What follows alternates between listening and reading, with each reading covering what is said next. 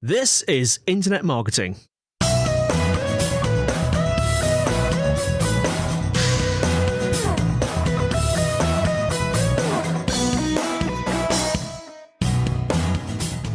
Hello and welcome to the Internet Marketing Podcast brought to you by SiteVisibility. I'm your host, Scott Colenutt, and today with me is Alex Price, founder of 93Digital. And we're going to be talking about essential B2B website conversion techniques. Thanks for joining me, Alex. Thanks for having me, Scott. Looking forward to talking. Me too. And it's not often that I delve into B2B specifically, so I'm really interested to speak at things from that angle today. And I'm also interested in where WordPress is going in terms of its future and your experiences as a WordPress developer. But before we get into all of that, do you want to introduce yourself to our listeners, a little bit about your background, any company goals or mission statements you want to share? Yeah, sounds good. So thanks again for having me. I'm looking forward to chatting all things B2B and web design specifically. I guess, I'm the founder and MD of 93Digital. We are a strategic WordPress agency, so we specialize in UX design development of WordPress sites, and within that we, from a kind of industry solution perspective, focus quite heavily on working with B2B businesses. Even within that, specifically B2B technology, software, SaaS companies is kind of our main vertical, but we work with a number of other sectors as well. So B2B makes up probably the majority of our work. We do a bit of work with some publishers and some not-for-profits and a few other sectors too, but very B2B focused overall. And so we've got a team of about 25 people across UX design, development, project management, digital strategy. We've got a separate side to the agency called 93X, which is just where we do digital marketing type work, sometimes for our B2B clients. So it's a bit of a mix, but as I say, B2B is really our focus. And so the agency was grown out of myself freelancing initially. So I started freelancing with WordPress a lot. I was kind of working with lots of different CMSs at the time, but ended up focusing on WordPress, settling on WordPress, I guess when it was still, I'm sure you remember yourself, a relatively arbitrary kind of small site tool. It was more than a blogging tool, but it wasn't quite an enterprise CMS. And some people might argue that it's still not an enterprise CMS, but we can have that debate later. And I kind of watched it grow, and I guess by making that decision was able to kind of grow with it as well. So I think we've kind of been riding this wave of seeing more and more large businesses adopt WordPress as a CMS, recognize that they don't need to be spending tons of money on big proprietary platforms and hundreds of thousands on license fees. When WordPress can do a lot of the things they want to do, we can do bits of personalization, we can do multilingual. So a lot of the features that come up regularly in projects for us, regularly integrating with HubSpot and Pardot and Marketo, and very marketing focused, B2B marketing focused projects that we deliver. And so our mission statement as a business is to empower the ambitious marketers that we work with for success. So really for us, it's about creating the platforms that sit at the heart of growth for our B2B clients, and I guess support the buyer journey from end to end from a digital marketing angle. But I'm sure we'll dive a lot more into that. But hopefully that gives you a bit of a summary in a nutshell. It's a good summary, and we'll definitely touch back on that topic about WordPress and how it's developed over the years, because that's something I'm really interested in. But I am curious to know, I understand the going from being a WordPress developer and then building that side and then building an agency. But the thing that I am interested about is this specialism in B2B. Can you maybe explain where that specialism comes from? Yeah, so it's a good question. I guess going all the way back to the beginning, when I was freelancing, I was kind of freelancing across design and development and some digital marketing. So I was doing some SEO. I've always been a kind of big SEO fan since I've been working in the industry. And I was a bit of a jack of all trades and master of none, really. I was doing a bit of everything. But I guess for me, I was always looking at the website projects we were delivering through the lens of how do they fit into the bigger picture from a marketing angle. And so I think whilst a lot of WordPress developers are very focused on how do they write great lines of code and features and functionality and things that it can do and customizing it, I think I've always looked at what we do very much from the angle of all of that stuff's great, but really the reason that we're doing this is because the client we're working with has some objectives to achieve. There's some KPIs attached to this project, whether that's increasing organic search visibility, whether that's improving lead generation, conversion rates, whatever it might be. This isn't about just great design or great well-written code in itself. It's about how both of those things come together, but also align strategically with what the client's trying to achieve. So I guess I've always been relatively holistic from that point of view, and then really just saw WordPress gaining traction and saw that niche kind of opening up, and was getting a lot of feedback from clients who were really loving working with the platform, finding it very easy. I'd been working with bits of Joomla and Drupal and other things, and just Adobe Dreamweaver and HTML files and all kind of random stuff when I first started freelancing. But I kept coming back to WordPress as the one that I felt like was really growing. And so I guess from there it was then, for the first few years of WordPress developer, WordPress agency, and that transition from freelance to agency, we were quite generic in terms of really taking on anything that was to do with WordPress, or at least exploring taking it on. And I think, as you'll know yourself, clients like Specialism, particularly with smaller agencies, we have to accept the fact that we're not a 1,000-person global agency with 5 offices and 20 different teams. I think that's my heart always sinks when I go on an agency website and I see a team of 4 people and then they describe themselves as a full service agency. I just think you can't do everything with a team of 4 people. And so I think I quite early on recognized in the journey that we had to be quite focused, we had to be quite niche, we had to be quite specialist as a small agency. And I think there's no agency that just woke up on day one as full service generalist agency that can do anything. All of them have got there eventually by pivoting and acquiring and scaling in different directions and opening up opportunities through good account management. No one just launched an agency and was full service from day one. Because if you are, I think the only way you can compete is on cost, and you're in this kind of horrible race to the bottom from a price perspective. So that was kind of my wider viewpoint on, really believing that agencies should be focused, should be niche. And so we spent a few years as generalist WordPress agency, but I think then naturally through some case studies kind of leading to others, started almost accidentally delivering a bit of a B2B focus. But I think in doing so really became fascinated by B2B marketing and its complexity. I think I'm interested in digital marketing generally, but I think in the B2B space I've always been fascinated by the length of some of the buyer journeys of the clients that we work with, and how it can be anywhere from a few months through to sometimes years of gradual nurturing before a decision-making unit decides to go with a big enterprise technology solution. And so I find the intricacies and the challenges that come with that kind of journey and attribution and all the things that come with that to be really fascinating. And I think it's also a space that I think every agency wants to work for the big consumer brands, right? Everyone wants to have a Coca-Cola logo and a Nike logo and all of those kind of brands. And for whatever reason, I've never been that attracted to that side of the work. I've always been really fascinated by technology, by B2B. And so that's kind of how we've ended up diving more and more into the B2B specialism. So a bit of a long-winded way of getting to the answer, but hopefully that's a summary. No, it's fascinating actually, because it sounds like the B2B specialism is driven a lot by your natural curiosity and satisfaction, which from someone from a development background, particularly WordPress development background, I've met a lot of designers and I've spoken to a lot of designers and people from that background.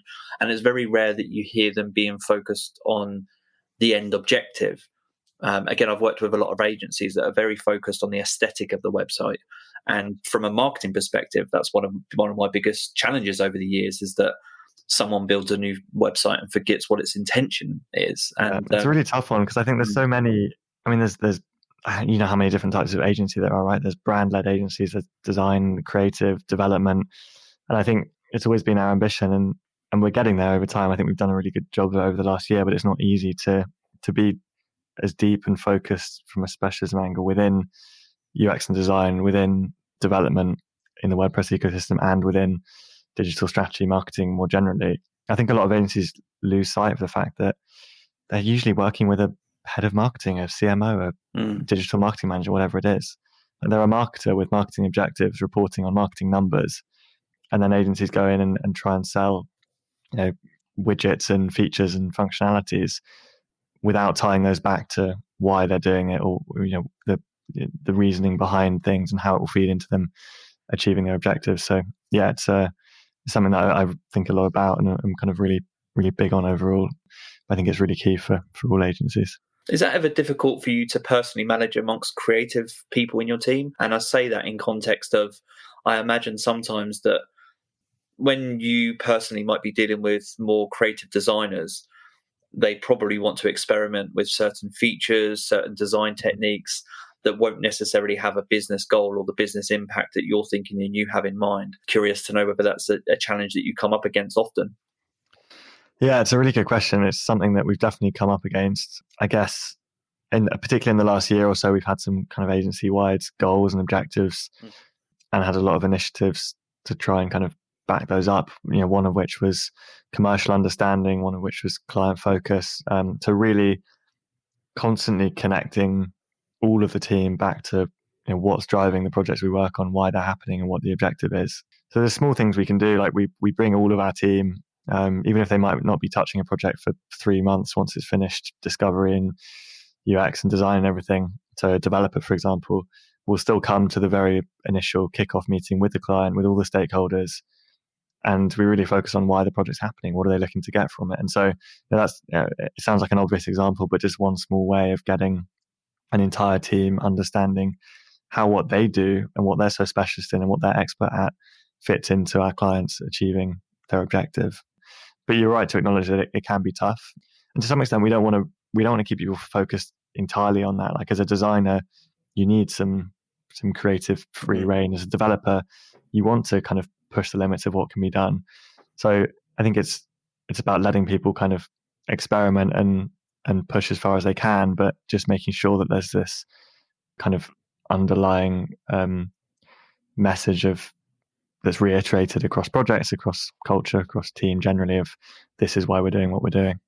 Now, I appreciate this is going to be a tough question to answer as well, but on a similar train of thought there, I assume that you must also have to deal with the situations where a client or potential client wants something that's maybe something design related or a functionality of a website that's purely built out of vanity or purely wanted out of vanity. And yet, from the business standpoint or from the conversion standpoint, it's just not useful to have. Are there any examples of things that come up often? And maybe if you could describe how you deal with those situations.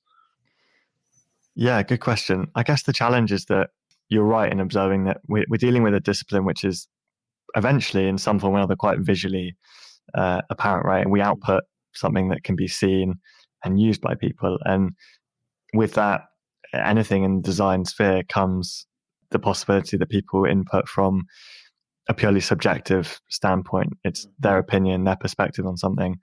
And so a lot of our processes as an agency are built around taking what I broadly describe as a very evidence-based approach to why we make certain decisions. So every project we deliver starts with quite thorough discovery definition type work, which is a chance to kind of align with the client, remove risk, but also do all of the strategic thinking. We might do bits of SEO research, analytics audits, user journey mapping, all of those kind of things, the stuff that really lays the foundations of a successful project. And so that really helps us to, when we get to the latter stages of a project or when we get to sharing deliverables with the client, we have strong basis on which to say, this is why we've made this decision. This is why we're suggesting this is the answer. So we've never ever approached projects from an angle of, let's just design something, come up with 3 or 4 different examples and see which one the client prefers.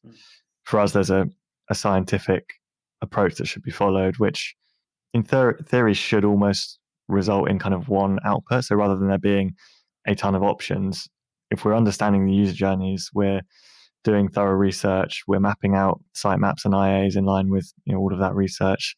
We're then bringing the client's brand guidelines, which are hopefully defined, into the mix. The actual final kind of homepage design of a site is really just the culmination of lots of other elements. And there's very little room for opinion to come into it. Now, having said that, there's plenty of opportunities for people to find ways of working that kind of stuff in. I guess we share some feedback with clients on, this is how we like to receive feedback from you. This is the best way of giving it. Because I think there really is an art to giving feedback to an agency in a way that kind of justifies why you're thinking about things in a certain way. But broadly speaking, the evidence-based approach we take should avoid the any room for kind of, I prefer the green button over the blue button. Like we just shouldn't be having those kind of discussions, hopefully. So yeah, I'm sure there's been examples in the past of client projects where we've had messages from a client saying, can we move this 10 pixels to the left, or that looks a bit off, and there's not often. I think that the most difficult feedback to process is when there's no kind of reasoning as to why they think that's wrong. So it's purely, we want this to be moved here, but little context or reasoning as to the reason why. And I think the reason why is what's really important for our design team to understand, to consider feedback properly. But yeah, you ask questions sounding like a man that's been through this before. I've definitely been through that before from a marketing perspective, design perspective, and yeah, I guess the principles are the same. One thing I'm really interested about that you just said is that, I'm paraphrasing, but you said something along the lines of, you explain to clients how to get the best out of you by giving feedback, or how to give feedback to get the best out of you. That's something that I've not really thought about too much before. So is that something that you do very early on in the process of working with a new client? Yeah, so I guess we start setting some of those expectations quite early on in the discovery, definition, kind of kickoff phases. I think we've got some resources that we sometimes share with clients, which I think is quite literally just a document saying like, this is how to give feedback. So our project managers might share some of that when we share designs or deliverables with a client. But I think it's important to lay a lot of those foundations really early on. I think the sooner you can manage expectations on that front, the better for both sides ultimately. It's not just about agency having it as easy as possible. I think it's just about, a lot of our clients are in difficult stakeholder situations generally. So even if we're working with one marketer who's very independent, raring to go, feeling quite empowered, quite often projects start and they will be quickly dragged down by others in different departments, or other colleagues who really don't understand what goes into a project like this and how much work there is and the process, and they haven't been through it before. They just kind of randomly feed in requirements at certain stages, or they want to be inputting on feedback and reviewing deliverables at certain stages. So I think the sooner that we can, I often say to the team that managing expectations isn't just about communicating to the one client stakeholder. It's about then empowering them to manage expectations of those around them. They need to be able to go back to their boss or their colleagues and say, this is where the project's at, this is what we need next, this is when you should expect to have to input some time. And so our role as an agency, I think, is to make that as straightforward as possible. Interesting. I think that's some great advice there, and some that I'm probably going to go back and apply within our team. So yeah, thanks for that. And I want to go more into this aspect of B2B conversion techniques and your experience and lessons building B2B websites. But before we go into the detail of that, I'm curious to know, as a starting point, what you see as the differences between building B2C and B2B websites. Could you maybe speak on the major differences, maybe during planning, maybe during building those types of websites, and the considerations that you have to factor in? Yeah, definitely. It's a good question. So I think broadly, particularly within the field of user experience generally, I think there's a big chunk of it which is just best practice, right? So there's things that are principles that are almost the sciencey parts of UX that I think apply across everything, minimizing cognitive load, the Gestalt principles, all these things that our team often reference that B2C or B2B or otherwise, they're best practices from a general UX angle. But when we dig into the difference a bit more, I think it ultimately comes down to first thinking, well, what is the buyer journey, which we mentioned a bit earlier. So if you're looking to sell, create a website, an e-commerce website that sells socks, you've got some different considerations in terms of the steps of the digital journey for a site like that than you do selling a £250,000 contract value piece of enterprise software to a multinational with 8 people in the decision-making unit, which is going to take 9 months. And so I think B2C sites, and I'm probably generalizing a bit, there are some B2C purchases which are complex. Things like buying a car is often related to B2B and its complexity in terms of multiple stakeholders. You've got to take the missus with you and make sure that she's happy too. You've got to think about the kids. There are multiple people involved, but broadly B2C is, I guess, typically a bit more focused in terms of call to actions and what it's asking from the user. Whereas in a B2B site, with the longer buyer journey in mind, there might be more functions to a site at different stages of that journey. So there might be multiple different call to actions, whether that's request a demo or get in touch or speak to someone. We might need to be thinking about supporting the buyer journey with enough content from a B2B perspective. So I think a lot of B2B journeys are very content driven generally. I think in B2C, often when the intent is there, the purchase is ready to be made and sales cycle is much shorter. In B2B, we often find that we need lots of resources and white papers and general content to educate and nurture prospects across the journey overall. So I guess we kind of view a B2B site as almost as much of a sales enablement tool as it is just an acquisition conversion tool, if that makes sense. But hopefully those are some top level differences that we can dive into in a bit more detail. Yeah, and as you just touched on buying journeys, I wanted to ask you about that process as well, because it kind of stood out to me as I was reading through your site, that the process that you go through to essentially try and match a B2B website and its functionality with whatever you're aware of the buying journey from their customers, from your clients' customers. So I just wanted to know practically, how does that process work for you? And for example, is it a scientific-led approach where you're looking at data, analytics, and attribution, and then matching that to a design build? Or is it kind of flip chart, whiteboards, pens out, and making assumptions about the buyer journey? What processes do you go through? Or is it a mix of both? Yeah, good questions. I think it is a bit of a mix of both, but I think this all comes down to when we kick off a project. And actually you asked in the last question, which I didn't touch on, kind of what happens in the planning phase of a project. And I think this is where all of this kind of starts to happen. So every client comes to us, I guess, at a slightly different stage of their own journey from a digital marketing angle. Some clients come to us, they might have another external SEO agency. They might have just recently done some buyer journey mapping work. They might have user personas that are defined. They might have lots of things which are kind of ready to feed into a project. Other clients might have very little of that, or they might want us to do a lot of that work again, just to sanity check it and make sure it's all up to date and ready to drive the project. Because these pieces of the puzzle really do drive the project overall. So depending on what the client's got, I think we will sometimes recommend doing a kind of customer journey mapping process in which we, as you correctly point out, look at a number of different data sources. So a mix of quantitative and qualitative data. Obviously, we've got, again, different clients are in different positions, but Google Analytics, things like Hotjar and heat mapping type tools can be handy too. Obviously, Google Analytics gives us generally the most data.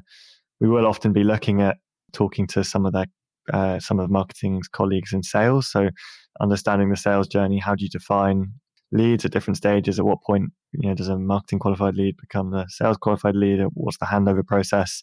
One of the most interesting questions or bits of information we get within these projects when we ask the question to sales colleagues saying, what do you use the website for? Because I think marketing obviously very regularly take ownership of a website as they should, but marketing and sales alignment is one of those topics that we always talk about. But a website's a great example of where simply asking sales, what do you use the website for? Are there bits of content that you regularly link to?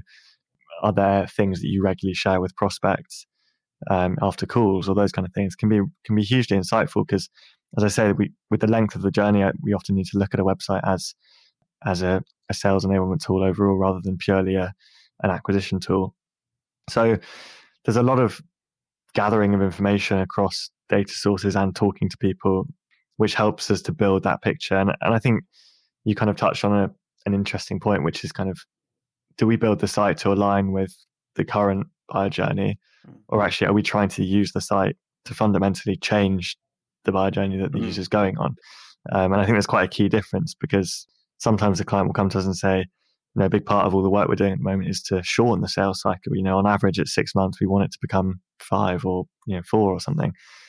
And so it's sometimes a tricky one to ask the client. Are we saying to the client, what's the current buyer journey, and just simply capturing that? Or are we doing that and then as a kind of phase 2, mapping out what we want it to become? And so that is kind of client preference sometimes. It really does depend on where the client's at, but we do sometimes do both.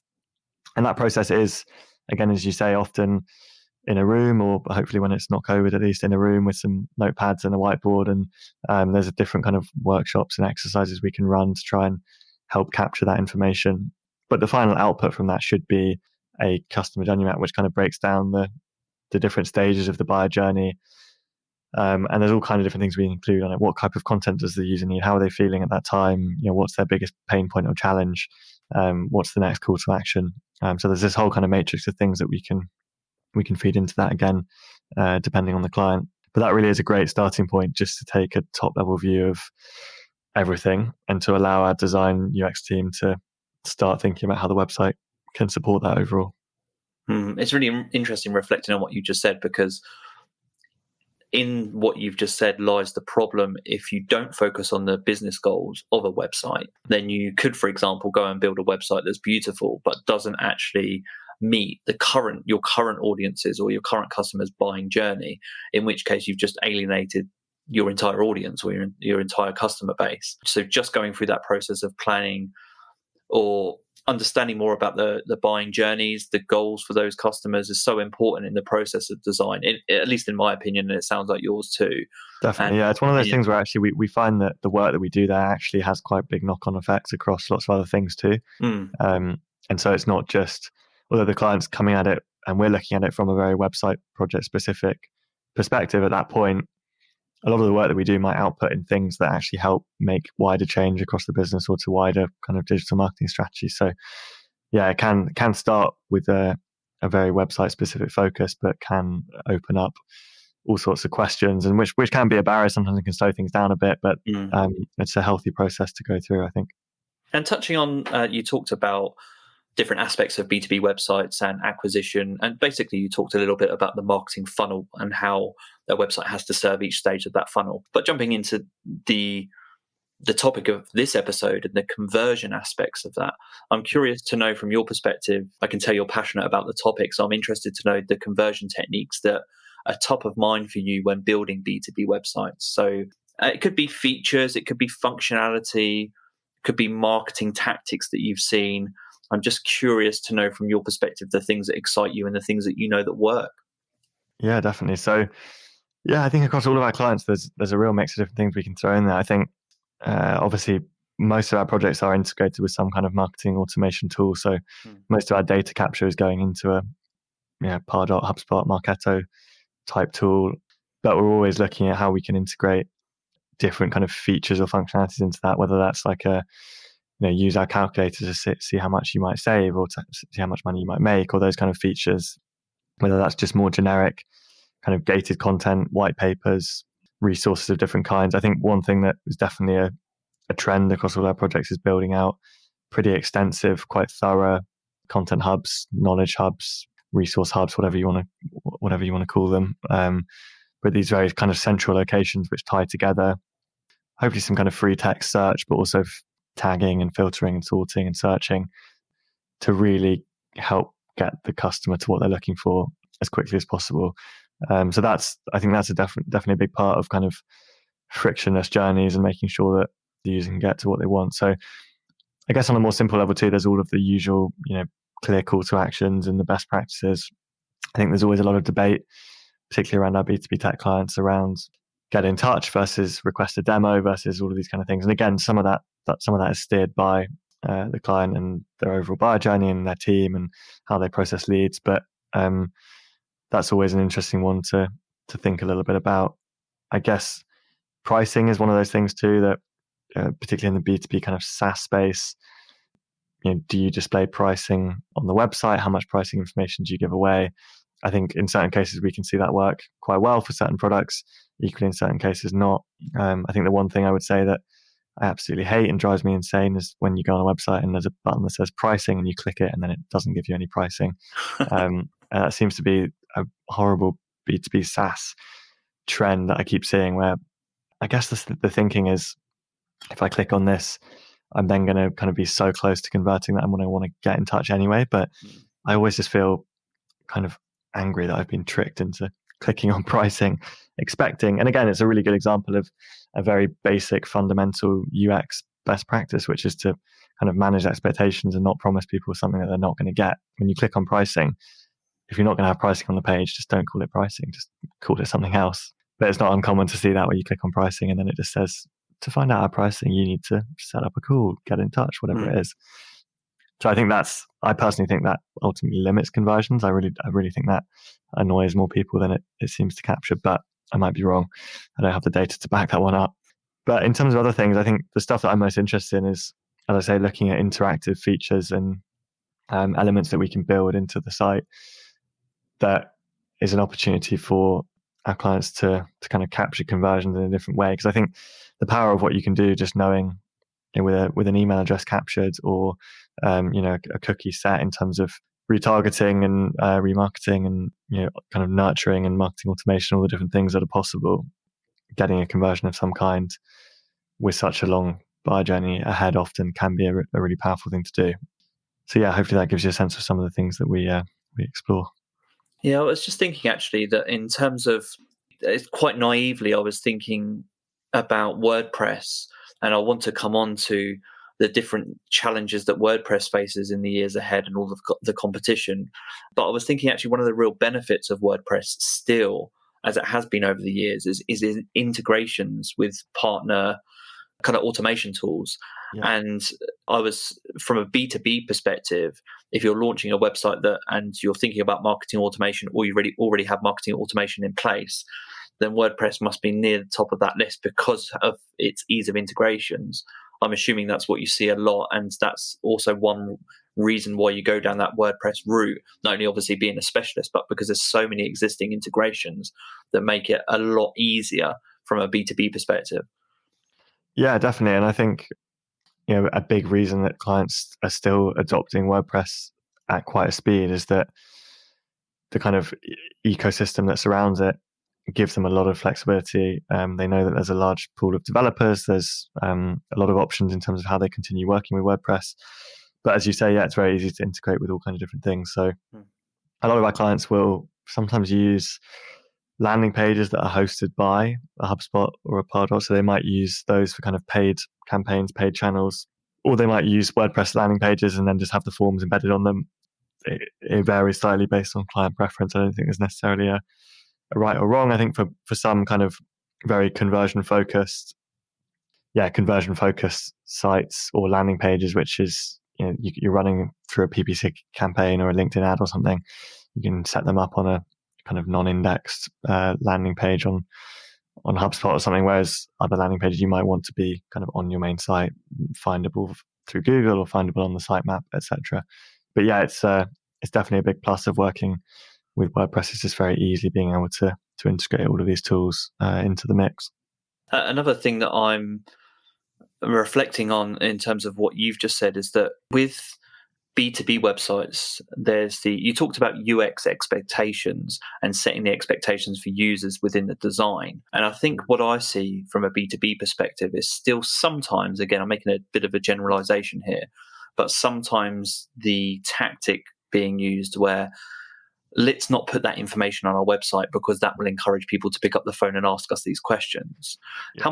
How much do you subscribe to that thought process? I don't think I do really at all, and I think that only changes more with time. I think we're in particularly now, and particularly given the last however many months since COVID first struck, being able to give as much away as possible and as easily as possible, I think is really important.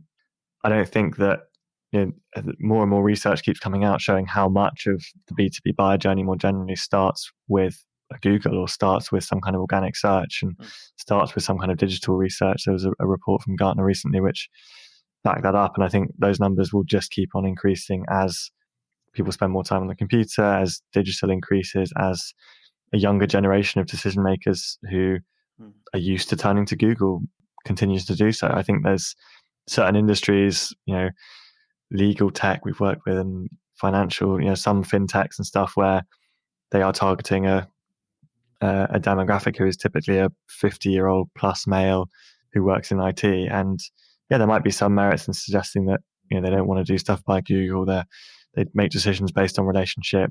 Everything's done over a handshake. But I think those numbers just go down drastically year on year, and even more so given everything that's happened this year. Yeah, you talked earlier about there being certain principles between B2B and B2C websites which are applicable across the board. And this is one area where I think that's true. And it sounds like there's a research to suggest that's true as well.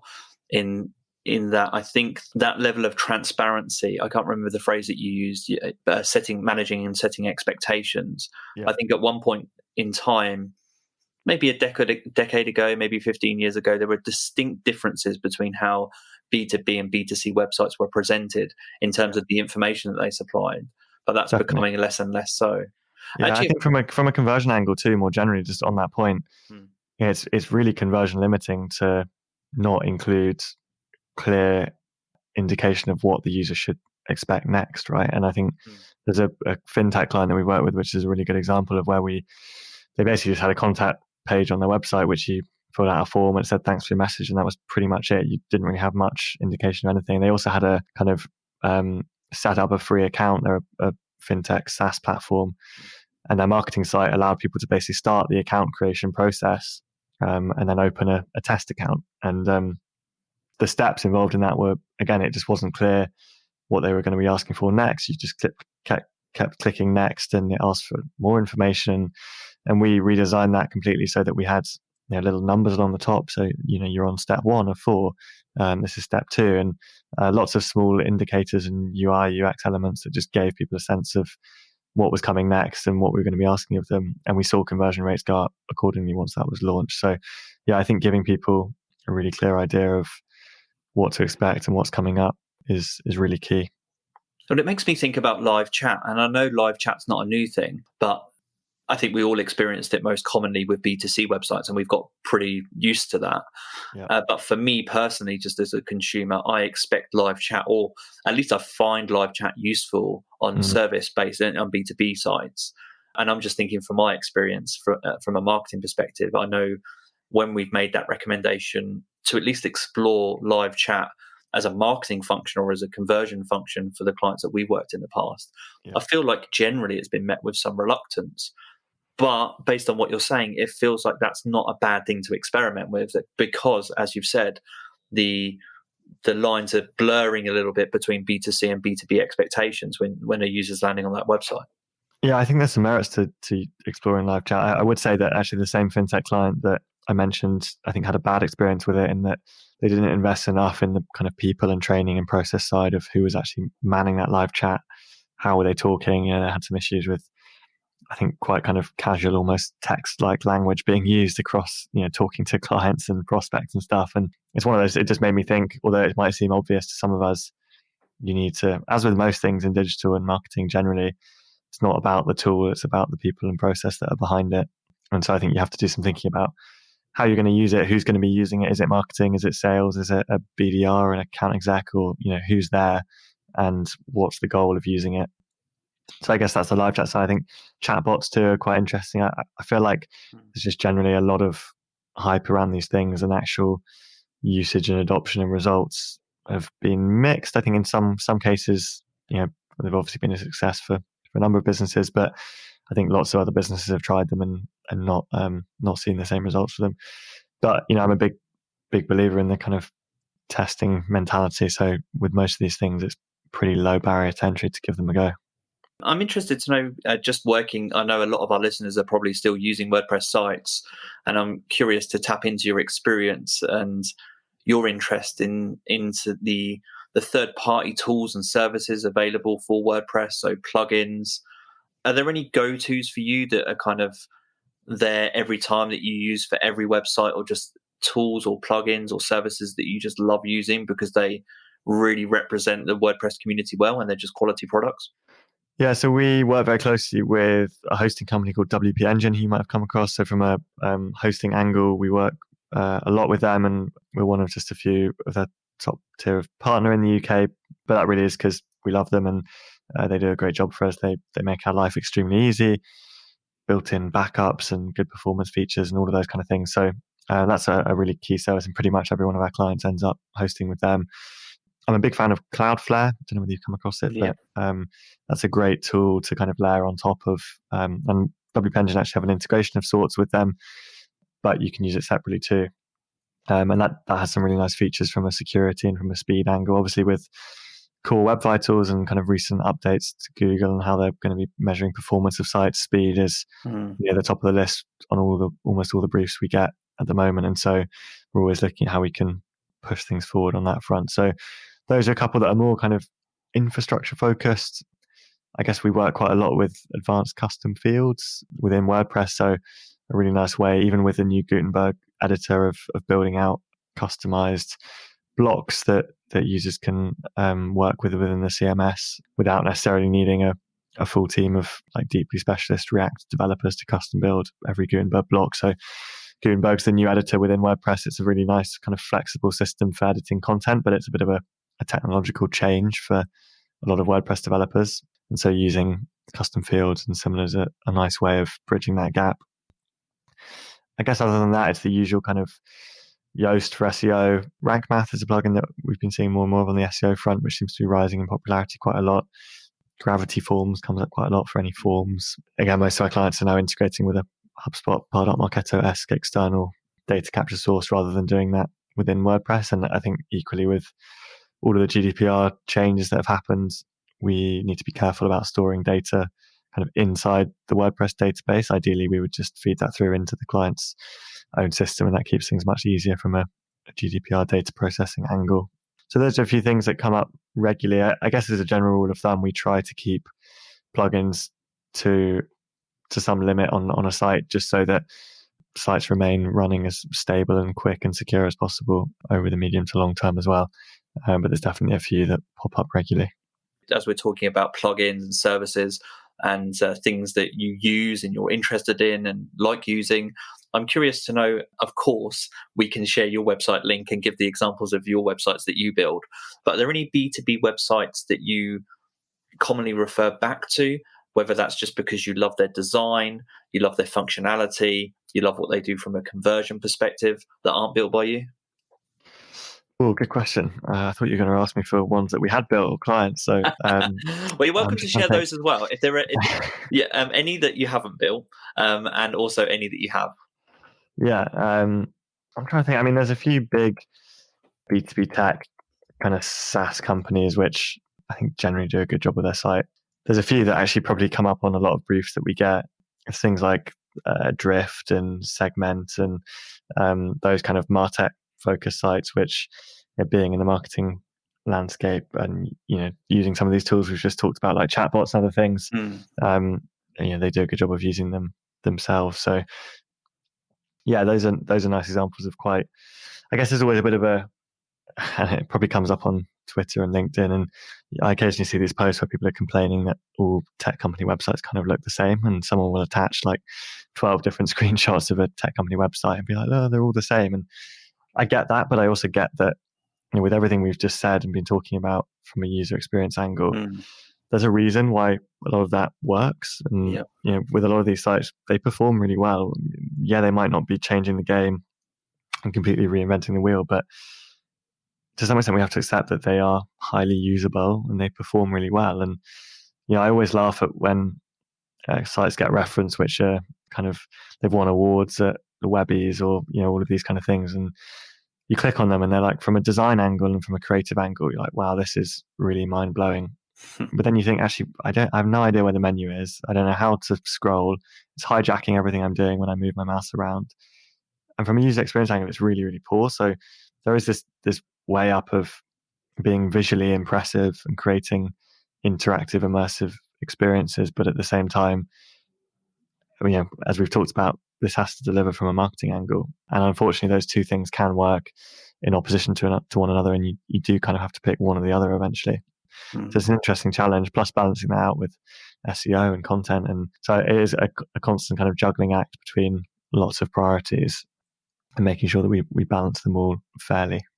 Yeah, that's a tough conflict and a tough world for a designer at the moment, or anyone in creative. And it reminds me of something I only shared with our team this week, and I can't remember who created it, but I will share it in the notes of this podcast. But someone had created a 2021 logo design video, and it was all about how I can't remember. I saw it on LinkedIn, and it was just about how companies are changing their logos to be more simple, to take up less screen space, to remove gradients, and just to keep them really simple and basic. And the whole video was around why that's happening, because of declining attention spans, because of mobile first use. And the principles in that video I thought applied to web design as well, in that we're at a tipping point of kind of creativity and user experience where me personally, as a user, as a consumer, I really like in what you just said in terms of the creative side of these websites doesn't really bother me. I'm interested in getting in and out. I'm interested in finding what I want, subscribing, and everything to be simple. And I really like that experience. And that experience reflects well on the company. And that makes me happy as a customer.